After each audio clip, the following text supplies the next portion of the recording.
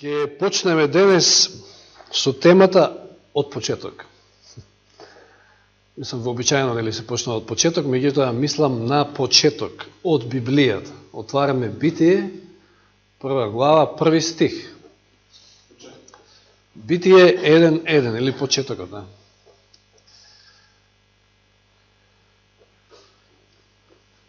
Верувам дека веќе го најдовте, тоа е најлесно за, мислам,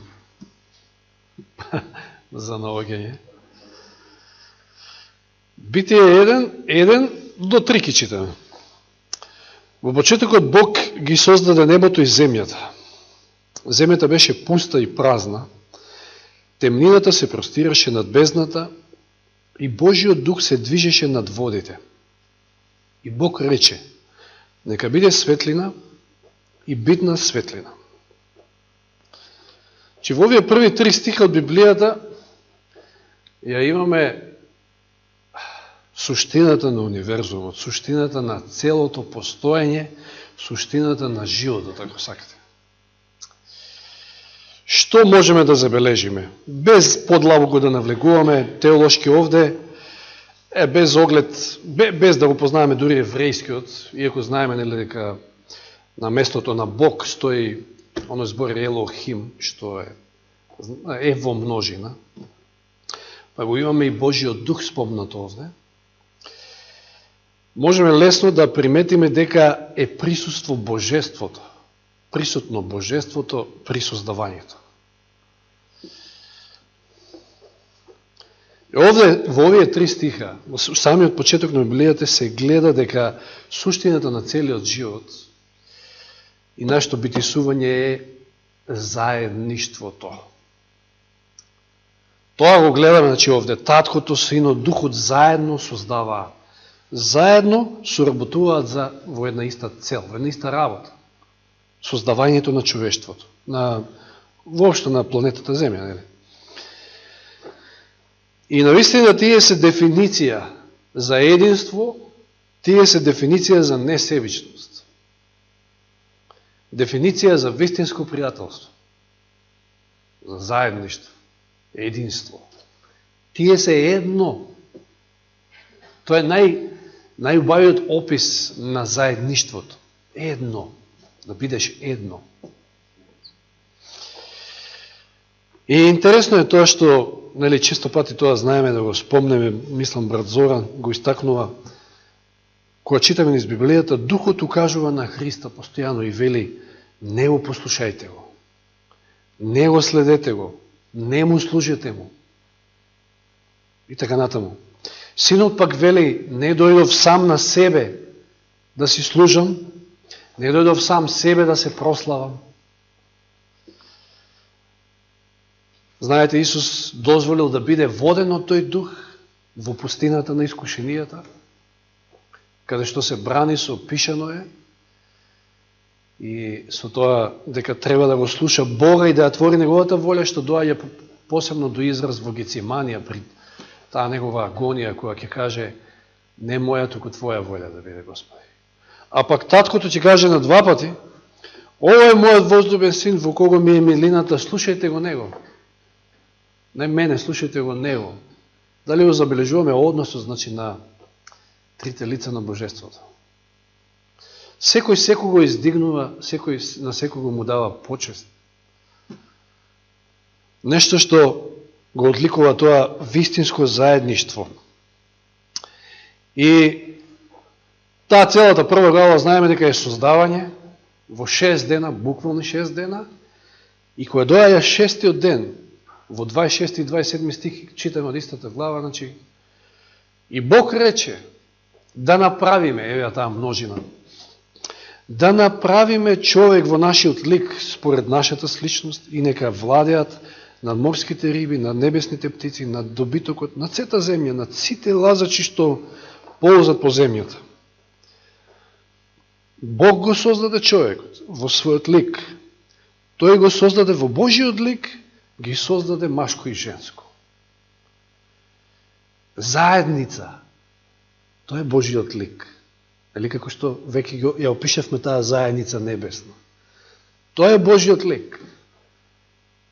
Значи, Да повторам 27 стих. Тој ги создаде во Божи лик, ги создаде машко и женско. Адам и Ева, како заедница. В случајов, нели, брачна заедница. Го отсликува Божиот лик. Но не само во случај на брачна заедница. Било каква заедница да го прашање. Еве, црквата како заедница, нели? Джабе не се нарекува заедница. Или било што друго. Е слика, значи вистинското заедништво е слика, тоа е Божиот лик. Значи човекот не е создаден само за да има заедница со Бога, туку знаеме и меѓусебно. Луѓето меѓу себе, ние сме социјални битија, секој од нас. Затоа нели и самиот закон има таква форма, кога мислам нели во скратена форма Исус ќе го каже: люби го Бога и люби го ближниот. Значи Господ затоа му дал помошничка на Адама, значи да има таа заедница. Но многу кратко знаеме дека после тоа тие ќе паднат во грев и се нарушува тоа заедништво, таа заедница. Не само што бегаат од Бога, бегаат еден од друг, се кријат еден од друг. Нели со она смоквино лисе и така натаму. Големи промени се случуваат. Ден денеска на оваа наша планета, која што е значи заразена од гревот, луѓето бегаат еден од друг. Иако го имаат тој внатрешен силен, внатрешен копнеж да бидат блиски, да имаат близина, да бидат пријатели, да имаат пријател. Тоа секое човечко суштество на оваа земја го посакува. Кој сака да биде сам? Еве, се погоди баш и песната 167. Не никогаш сам. А толку многу осамени има на земјата. Тоа е едно од мајка Тереза кажала дека осаменоста е губата на денешното време. Дори јас кој ќе се подсетам на мојот претходен живот, односно како викаат американците BC, before Christ, значи пред да го запознавам Христа, се замлатувавме млади. Ти правиме група, први беше рап група, тоаш беше популарен рапот, па после рок група и ја бев текстописицот еден од, со ви го кажувал тоа, и првата песна што ја напиша в првите стихови гласија сам, осамен, седам. Тоа ви кажувам многу. Да, мислам сега, ја не се сеќавам точно на сите стихови, тоа сум го заборел, фала му на Господа, тоа е избришено од мене. Меѓутоа имаше мноштво на песни и никогаш не профункциониравме како група, мислам, иако имаше обиди. Што знам, ке пееме тамо на бина за новогодишна прослава. Па мене ми беше срам, ја таков бев. Значи, едноставно, ако не беше Евангелието, јас не знам дали ќе се пресрамев во мојот живот. Повлечен бев така, срамежлив за многу работи. Но тоа сака да го кажам, значи осаменоста е насекаде присутна. Секој сака некој близок. И тоа, кога збориме овде за заедница, збориме баш за она вистинско заедништво, вистинско пријателство. Значи човек на кој што, значи ќе можеш да му се довериш, на кој што можеш да имаш доверба, нели како што веќе неколку саботи зборуваме. И знаете, пред да ја создаде Ева, што кажал Господ, кој го создал Адам? Не е добро човекот да биде сам. Такви сме ние создадени, по природа сме такви. Не е добро човек да биде сам. И не мисли овде само на брачен другар. Не. Не, него човекот е социјално битие, потребно му е заедништво, да има со некоја комуникација, да биде разбран, да го разбираат и така, да разбере и така натаму. Не е добро човекот да биде сам. Но кога зборуваме за заедништво, значи и цело време овие саботи зборуваме за заедништво, длабоко заедништво кое што е втемелено на вистински основи. Ете денеска пријатели вакви, пријатели такви, и луѓето се разочарани и некои се повлекуваат во осаменост по причини што не може да најдат вистински пријател, немаат вистински пријател во животот. Ќе ги изневери еден, ќе ги изневери друг и се повлекуваат. Живееме во време наистина тешко пред се за психата на човекот. Но во правец на едно вистинско заедништво, ја ги спомнав нив минатата сабота, денеска сакам да се задржам малку повеќе на нивното заедништво, на нивното пријателство Давид и Јонатан, или како ги нареков, љубен и Богдал. Зашто тоа значат во превод нивните имења, љубен или сакан, тоа е Давид. А Богдал или Јонатан од Јехонатан доаѓа, па Јехова дал. И тоа Богдал некако ми звучи. Јагдал, да. Вистински пример за вистинско пријателство. И да спомнам некои од стиховите што минатиот пат ги спомнав, во 1 Самуилова 18.1 ќе отвориме. 1 Самуилова 18.1.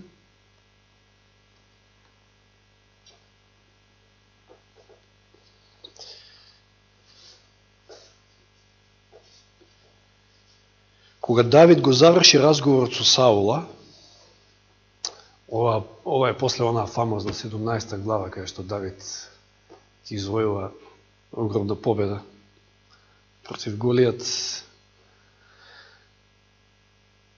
Јонатановата душа се наклони, се приврза, вели другиот превод, кон Давидовата душа, и Јонатан го возлюби како самиот себе си. Третиот стих од истата глава. И Јонатан склучи сојуз со Давида, зашто го љубеше како самиот себе. Уште еднаш, истиот израз.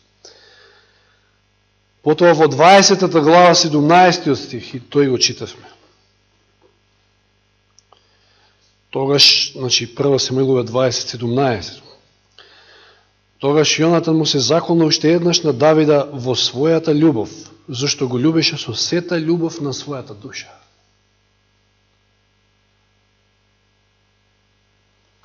И што можеме да заклучиме, да видиме само од овие стихови? На што не подсетува изразот Јонатан го возлюби Давида како самиот себе си? Или на втората заповед? Мислам на втората голема заповед, нели? И познат ни е случајот, мислам, тоа нивно пријателство како се развивало, меѓутоа, да спомнам така, да нафрлам моменти, значи Јонатан го става својот живот во ризик за да го спаси Давида од неговиот луд татко.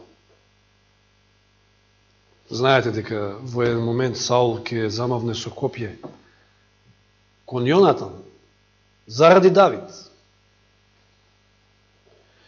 И на Јонатан не му е воопшто гајле што при тоа работи против своите интереси. Зошто? Затоа што, па нели он е наследник, он е синот на Саул. Он треба да ја наследи царската круна. Но не. Знае што е Божја волја. Давид е веќе помазан. Не само што не се плаши од тоа што Давид ќе заземе местото на татко му, неговото место е опрашано. Ете, значи, таа несебичност, како знак на таа надприродна љубов, значи, таа агапи љубов, тоа пријателство, вистинско пријателство. Да гледаш за доброто и на другиот, не само за себе. Како што, нели, ќе дојдеме до Филипјаните, но претходно во 18 глава да го прочитам 3 и 4 стих. Значи, 1 Самуилова 18 глава, 3 и 4. Го љубеше, значи, како самиот себе си, вели и Јонатан склучи сојуз со Давида. Завет склучил, зашто го љубеше како самиот себе. И Јонатан ја симна наметката што имаше на себе и му ја даде на Давида, така и својата облека, па и својот меч, својот лак и својот појас. Што значи ова? Знаете каква почест му дава на Давид? Во тоа време израелците немале ни оружје, двајца единствени кои што биле вооружени биле Саул и Јонатан. Се што имале земјоделски земјоделски алатки, вили и што ти ја знам тамо. И што значи ова? Значи Јонатан му го дава лакот, му го дава својот меч, својот појас, својата облека на Давид. Како што Јован Крстител ќе каже, ти треба да растеш, јас треба да се намалувам за Исуса. Или како што стои во Филипјаните 2 глава. Филипјаните 2 глава 3 и 4.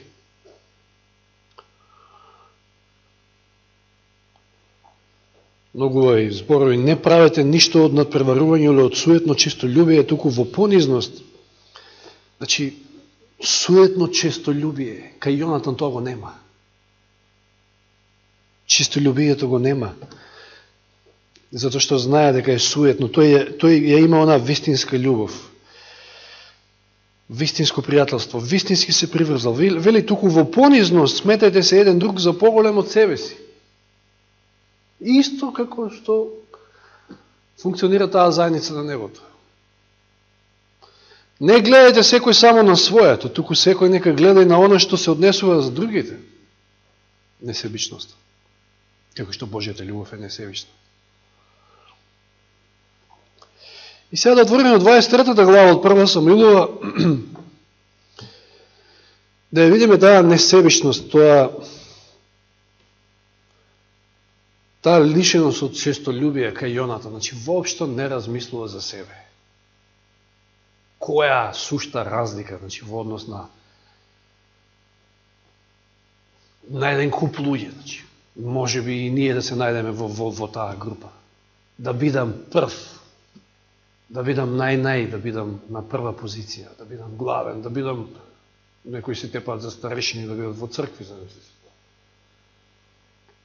Прва Самуилова 23, 15 до 18. Што читаме? Давид се плашеше дека Саул излезе на војна за да нападне на неговиот живот. Видите како сега го теши Јонатан во оваа ситуација.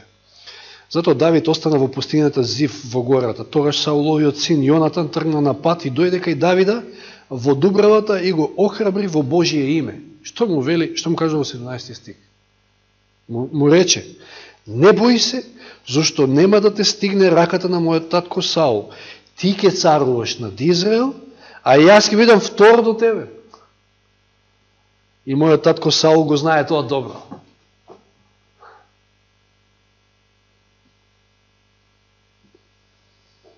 Но што е клучно на крајот во овие 5 минути? Како тоа од ненадеж испаѓа така во 18 глава, кога читаме, значи од старт, како што ги читавме, 1, 2, 3 стих таму, толку Јонатан го засакал Давида. Та да го сака, нели, со како самиот себе, со сета душа своја. Што е тоа што Јонатан го видел кај Давида? Што е тоа што му се допаднало? Што е тоа што толку го приврзало? Знаете, за да бидат двајца пријатели, за да бидат блиски, или прво треба да се сложат, како вели еден стих таму. За да одат двајца заедно, треба да се сложат. Треба да најдат нешто заедничко. Вие не можете како христијани, значи ако патот ваше кон небесниот Ханан, да имате вистински пријател од светот, некој кој што оди сосема во друг правец. Зборам за вистински пријател. Тоа не значи дека не треба и треба да имаме пријатели во светот и се и блиски. Мислам, на крајот на Христа Исус вели дека секој е ближен, секој на кого што му е потребна нашата помош. Тие луѓе за кои што зборував осамени, вакви, такви повредени, на нив им треба луѓе како нас, ако ние можеме да бидеме вистински пријатели со нив. Како што Давид и Јонатан ни ја даваат таа прекрасна слика. За да можеме да ги утешиме. Луѓето се разочарани веќе од измами, од превари и така натаму. Поготово во оваа наша земја. Ако е наша. Државата не е наша, мислам земјата, сепак живееме тука. Тука сме родени. Да, господар, точно. Што е тоа што го видел? Значи, што е тоа заедничко? Два моменти ќе спомнам, од кои што вториот е многу побитен. Ќе отвориме во 1 Самуилова 16 глава. Ова е веднаш кога, откако Самуил ќе го помаза Давида за нов цар, втор поред на Израел. Што се случува? Значи, Саул веќе е отфрлен и не само тоа, туку го обзема лош, зол дух, или овде, значи читаме од 14 стих. Господовиот дух беше отстапил од Саула, а еден зол дух од Господа почна да го вознемирува. Добро, да не читаме се. Заповедал на слугите да побараат човек кој што знае да свири, вели овој превод, со лира. Мислам дека лира е тоа оној стариот македонски инструмент, нешто као... така беше? Добро, во ред, знаеме дека е харфа, меѓутоа лирата е нешто слично? Океј. Да, не е битно. Тако ќе те нападне Божиот зол дух, вика, 16 стих читам, оној нека свири во лирата, па ќе ти биде подобро. И веднаш, нели, слушаат за Давид, и Давид така влегува во царскиот двор, кај Саула. И 18 стих е интересен. Многу битен. Еден од неговите слуги одговори: јас видов еден син, значи му кажува за Давида, на вид лемецот Јесеј. Тој умее да свири со лира. Храбар човек и човек воин, вешт говорник е, со убава става и Господ е со него. Тоа најклучното е последното. И Саул праќа гласници, го носат Давида. И 21 стих вели: и Саул го возлюби многу. И самиот Саул го возлюби Давида. Да. И Давид стана негов штитоносец.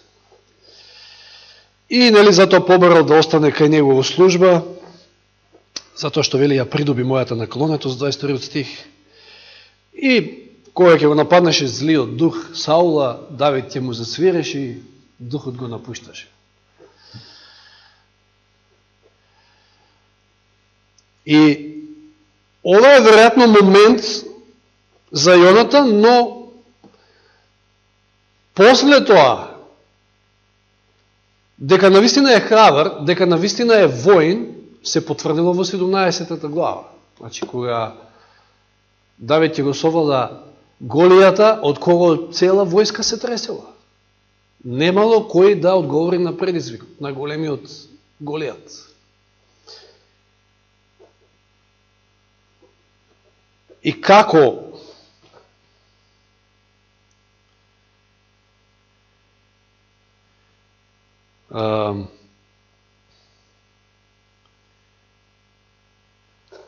добро, ќе дојдеме до тоа, меѓутоа ова е еден момент кој што им е заеднички. Дека е храбар Давид, бил храбар и Јонатан. Ајде да се подсетиме во 13 глава, да се вратиме. Што се случува таму, најте кога... Прва Самуилова, тука сме, значи. Целото действие е тука. 13 глава, од почетокот. Значи, Саул царува една година, за таа година ништо посебно не се случува. Во втората година, знаете, филистејците полека, но сигурно почнале да си поставува своји фортификацијски места и да навлегуваат на територијата и никој не се одважил освен Јонатан. Јонатан во 3 стих вели: го разурна филистејскиот столб што стоеше во Гаваја. И знаете што ќе предизвика тоа? Се разлутиле филистејците, па се подготвувале за бој и страв кај израелците, вели во 6 стих тамо, видува дека се во неволја, значи и дека народот е притиснат од непријателот, се скрија во пештерите, во јамите, во камеништата, во рововите, во водособиралиштата и така натаму.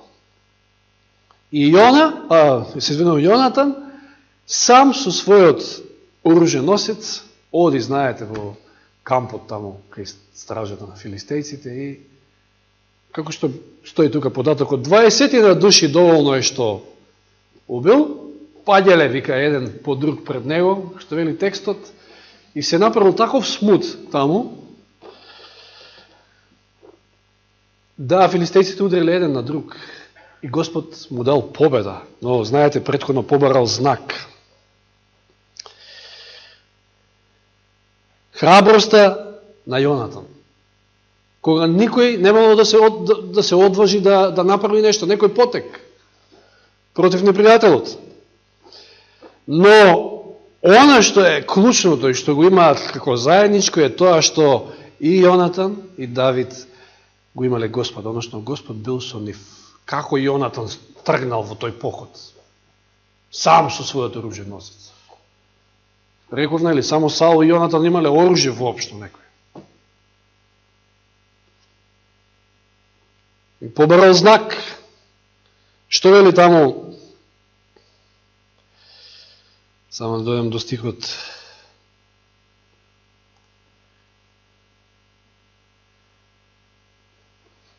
Четирнаесета глава, 6 стих. Значи, прво Самуилова 14.6. Јонатан му рече на својот оружје носец: ајде да поминеме до стражата на оние необрезаници. Може би Господ ќе направи нешто за нас, зашто ништо не му пречи на Господа да додели победа, било да се многу луѓе или малку. Ние сме двајца. Ама тоа ли е проблем за Господа? Храброста, но и верата се подпира на Господа. Тоа е она што е заедничко. А тоа го гледаме во 17 глава Самуилова, значи сега стигаме до таму каде Давид истапува пред Голијат и како истапува? Со кои зборови? 45 стих, 1 Самуилова 17. 45 до 47, прочитаме, се подсетиме. Давид му одговори на филистеецот: ти доаѓаш против мене со меч, со копие и со штит.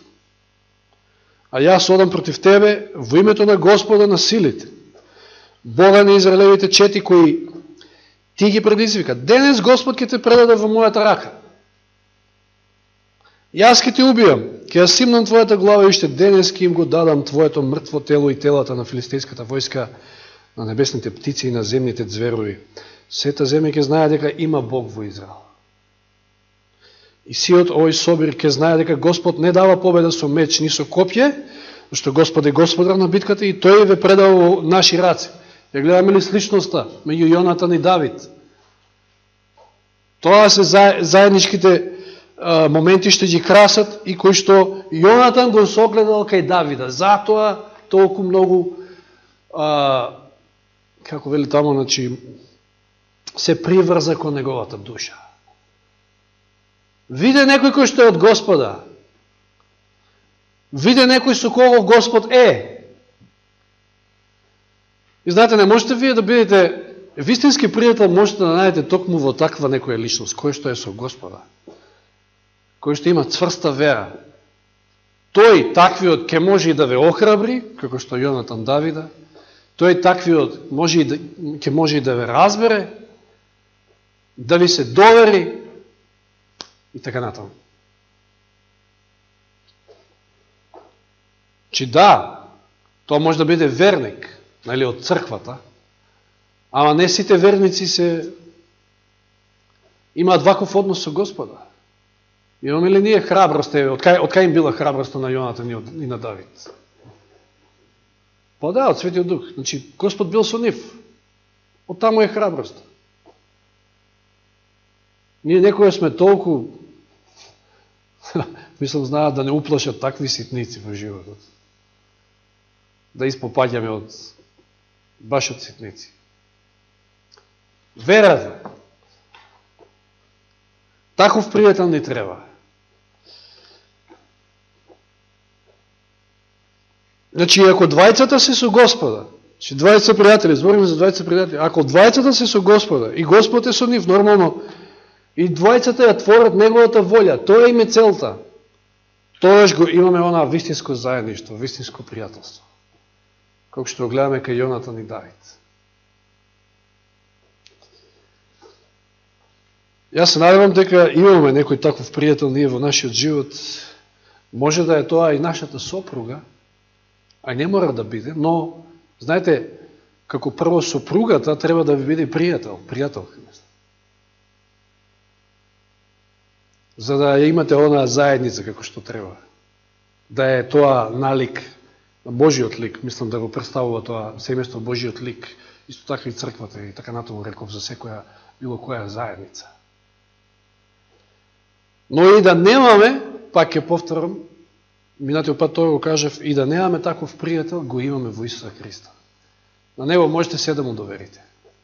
Тој дори не повикува. Секоја грижа, било што не мачи, да му предадеме на него. Може да му кажеме се во својата клетка, како што е Библијата.